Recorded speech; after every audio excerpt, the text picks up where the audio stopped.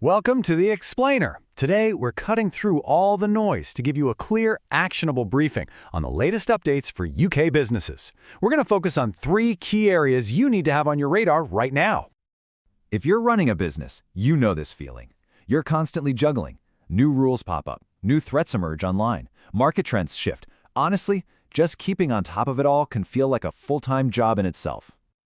So to help you get a handle on all of this, we've organized everything into 3 core themes. First, how you support your people. Second, how you protect your business. And third, how you manage your payments. And we'll wrap it all up with the key takeaways you can act on immediately. Okay, let's dive right in, starting with what is, without a doubt, your most important asset, your people. You know, in today's world, creating a fair and safe workplace isn't just about ticking boxes for compliance, it is a massive strategic advantage. So the government has just dropped some brand new, really practical guidance on improving gender equality. And the first step isn't some grand, expensive gesture. It's actually much smarter. It's all about looking at your own data and asking some sharp questions. Think of these questions as a kind of health check for your business. The answers you find don't just give you numbers. They show you where the invisible roadblocks are in your processes. Things like unconscious bias in hiring or a promotion path that accidentally holds back part-time workers. And the official guidance is structured brilliantly. It lays out actions across the entire employee journey.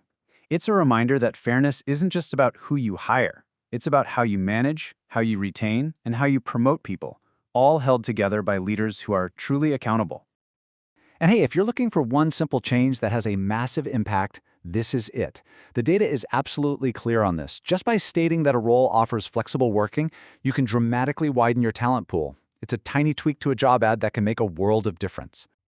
Now, supporting your team, of course, isn't just about company culture and being flexible. It's also about their physical well-being. And on that exact point, the Health and Safety Executive has a major opportunity for businesses to get some real recognition.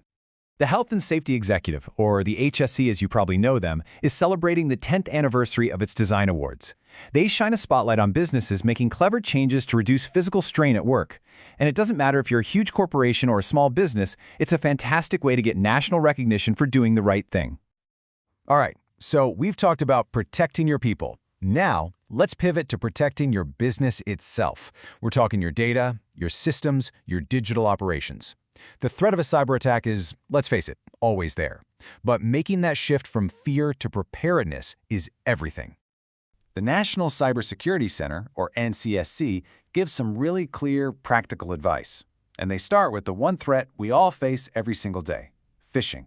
You know the one, that deceptive email or text that looks real but is just designed to trick you into giving away your information. If you even suspect a breach, speed is absolutely critical. If you think someone's clicked a bad link, these 5 steps are your emergency playbook. They're non-negotiable. Acting in minutes, not hours, can be the difference between a near miss and a complete disaster.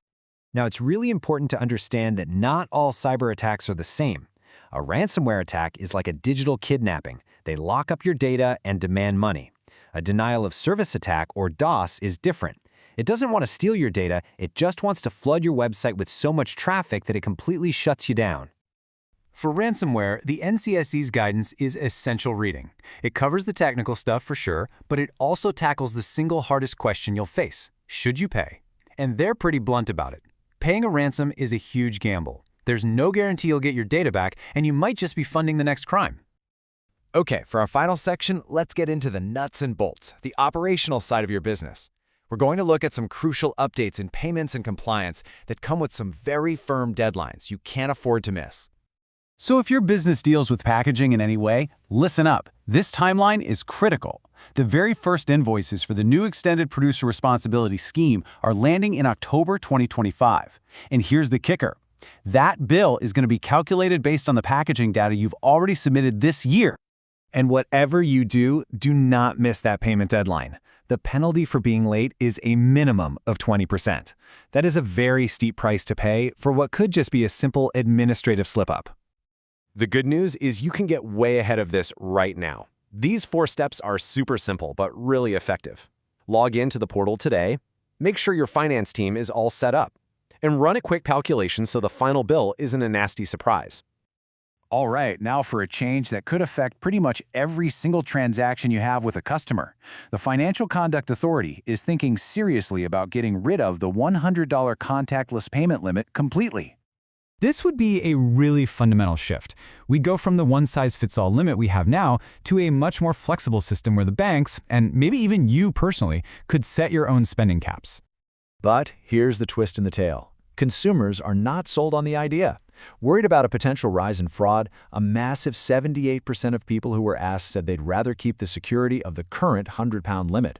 Only about 22% are keen to see it raised or removed.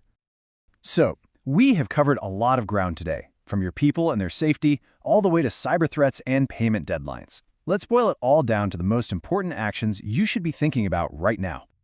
To make it really simple, here's one key action for each area. When it comes to your people, use your own data to hunt down and fix any imbalances. For protection, don't wait for an attack. Read the official guidance and make a simple response plan. And for your payments, log into that packaging data system today and get your finance team prepped. And all this really leaves us with one final thought. We've seen today just how fast things are changing, from payment technology to new regulations. So the real question isn't just about keeping up, it's about whether your business is built to simply react to these changes as they happen, or if you're building a culture and systems that are truly ready to adapt.